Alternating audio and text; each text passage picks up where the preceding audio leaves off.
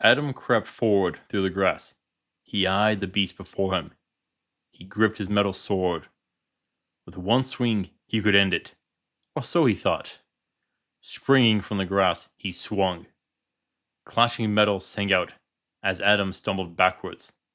His strike was futile. The beast turned to him, raised its trunk, and let out a fierce roar.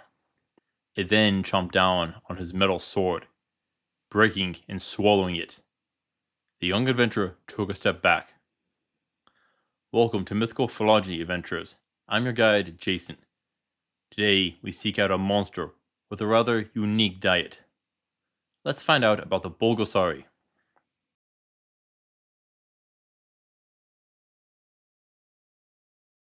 The Bulgasari, or Pulgasari, comes from Korean mythology. It also has the title of a Kaiju movie from 1962, with a later adaptation as well.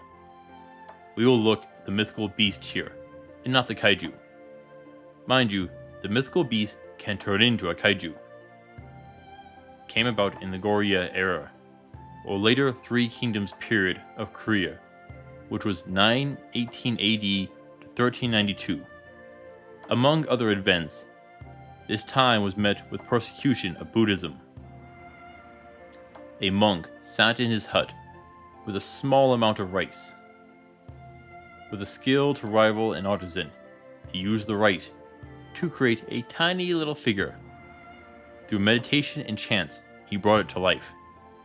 It walked around the table, and the monk produced a metal needle, and the tiny little rice figure ate it, and it grew. And the monk fed it more metal needles, and then larger bits of metal. And each time it ate, it grew bigger and stronger.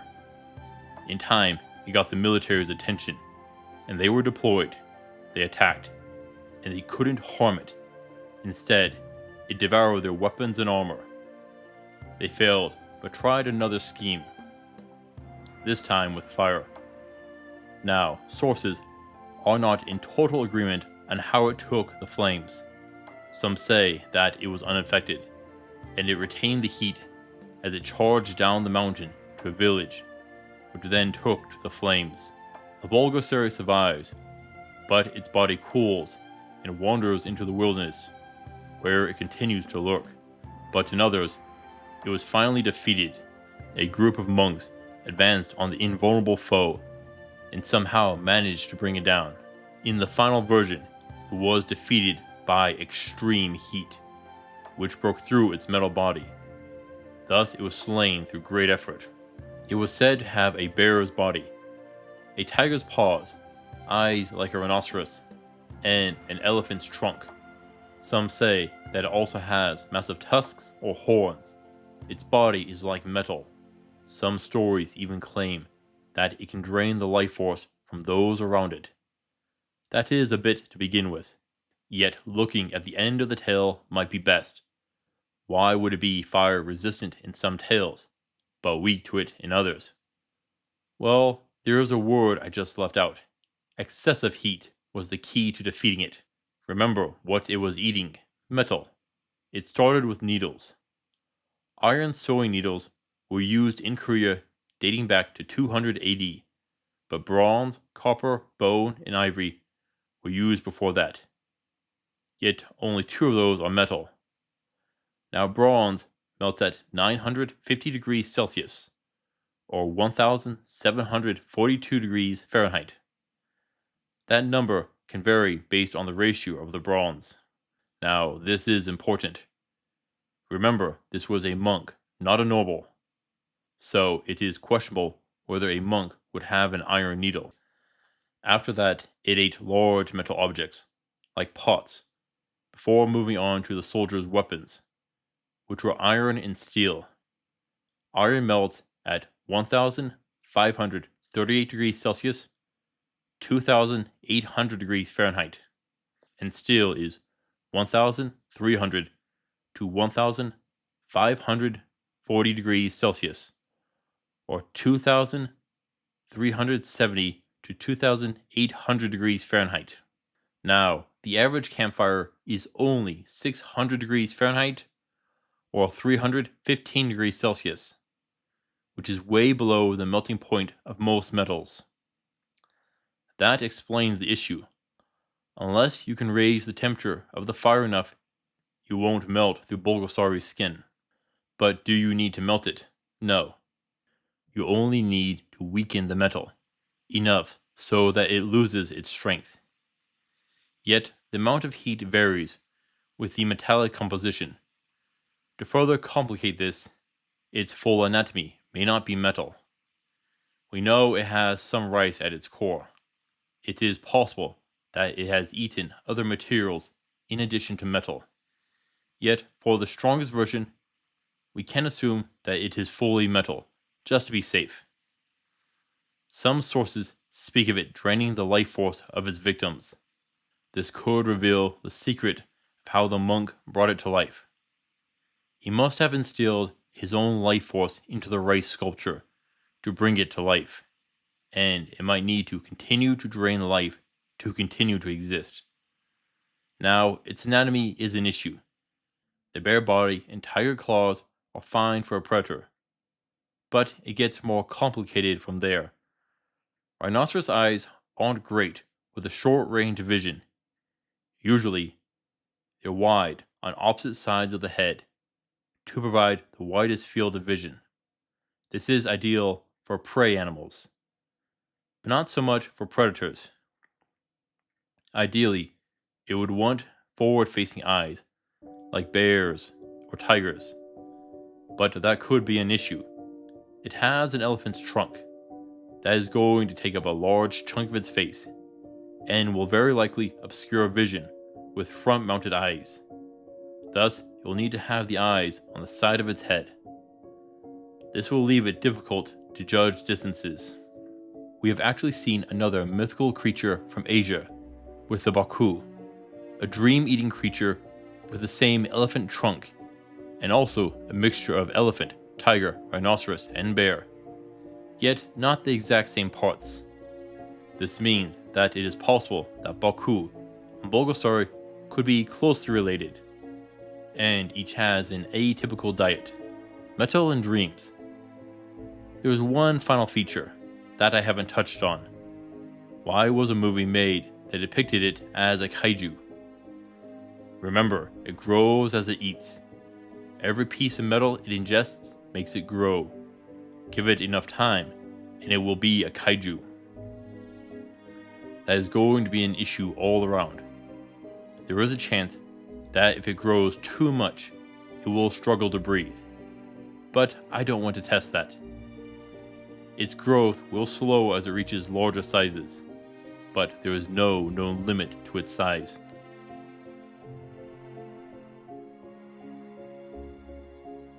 Bulgasari won't be an easy foe. The very first thing you will need to do is prepare. Leave your metal weapons. Leave your metal armor. Leave your jewelry behind. And leave the rest of your metal, including your coins. Pick up your wooden weapons. Pick up your leather and cloth armor. Pick up a few alchemical mixtures. Make the preparations. You need to go in without metal. Now, this might sound odd, but hear me out. It is impervious to physical attacks. A whole army attacked it and couldn't get through. Normal metal weapons aren't going to work. It will eat your metal weapons and grow stronger.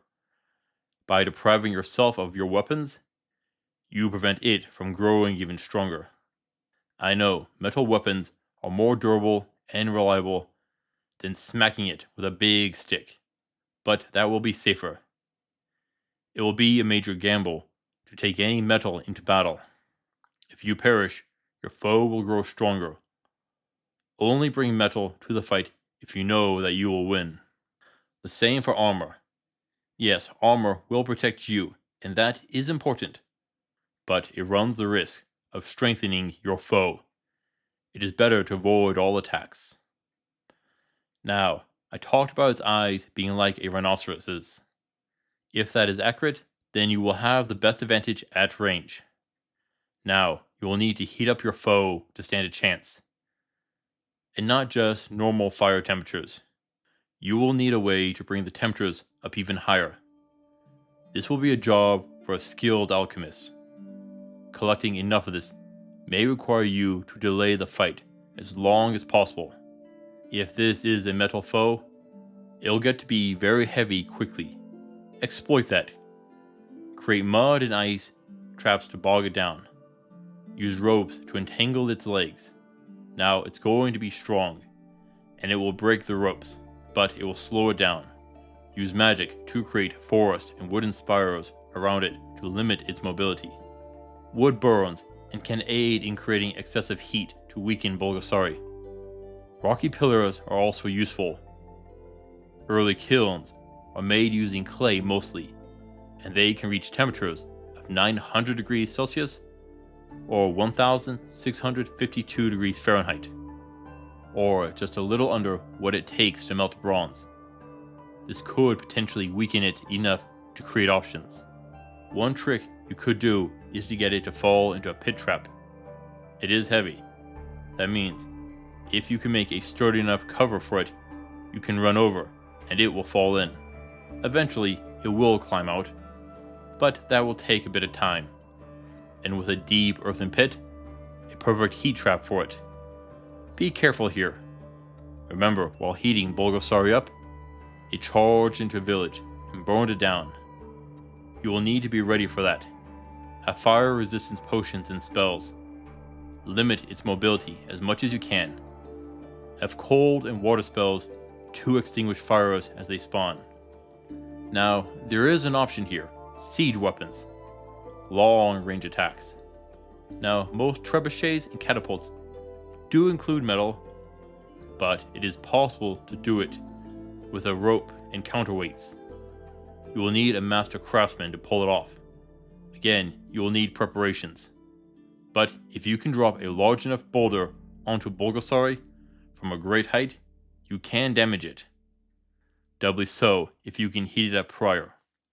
There is one last option, but this is much more complicated and questionable. In some stories, it is the monks which best the Bulgasari. Now, they could have used fire, but there is another option. If I am correct that the monk brought it to life by offering up his own life force, could other monks wield the same power? That might require special training to pull it off, or knowledge of the monk. Magically, there are a couple of powerful options. Besides fire, lightning will be devastating. It is a giant lightning rod, and the temperature of natural lightning is 50,000 to 70,000 degrees Fahrenheit, 27,760 to 38,871 degrees Celsius, or more than hot enough to melt most metals. But to beat it, you will need time. Attack from a safe place. There is a potential risk of magnetizing it if you aren't careful. But you don't have any metal with you, right? One spell might be invaluable. Is a rust spell. Oxidizing the metal could weaken it extensively and make it more brittle. This could open up a great deal of options in a fight. But we need to address the elephant in the room. If it goes Kaiju, that will increase the difficulty all around. Bulgasari isn't going to be easy. Sorry. You will need to make preparations to stand a chance. Get the terrain on your side. Pick your equipment well. Both discard metal and collecting the appropriate chemicals for it. All of this even before factoring in it reaching Kaiju's size. This is a monster which clearly deserves a 9 out of 10 for difficulty. Thankfully, it has just enough weaknesses to bring it down if you are lucky.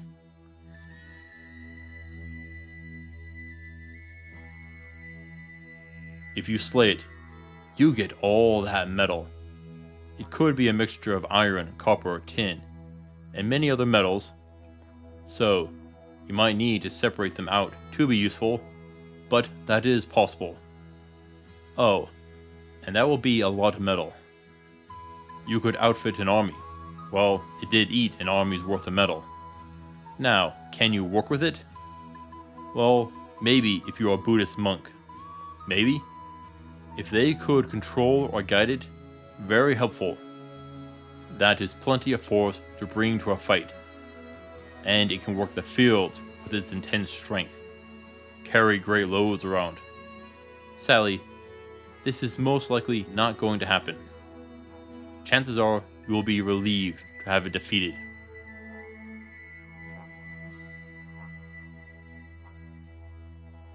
The Bulgasari lunged at Adam. He barely had time to react. In his hand, he clutched the broken sword. Useless. All he had left was to turn to his magic. Flames sprouted from his hands, and it didn't care. Adam was forced to turn tail and flee, while the Bulgasari gave chase. Its heavy footsteps slammed into the ground, making Adam's legs tremble from the impact.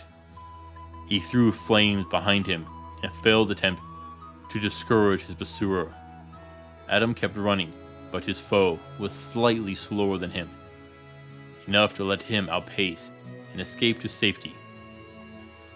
The Bulgasari is incredibly dangerous, with only a couple of weaknesses to target. You will need all of them if you are to win. Best take your time and prepare for it. Thank you for watching, adventurers. Please return next time for Kiyohime.